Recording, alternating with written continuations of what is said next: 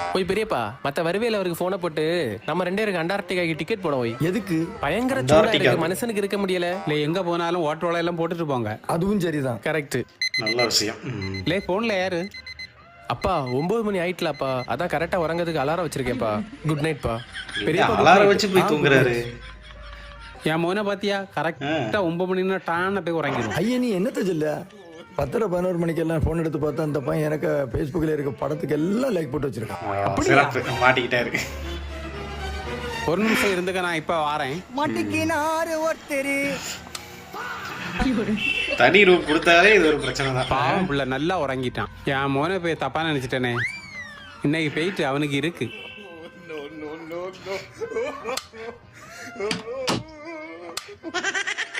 வெளியே போயிட்டு கதவு போட்டுனேன்னு நினைச்சியோ? நான் வாரம்பல உனக்கு படுத்துக்கிட்டே யூஸ் பண்ணலாம். கையில பேத்த நாய ஒரு 4 கூட சேர்த்து போடுங்க.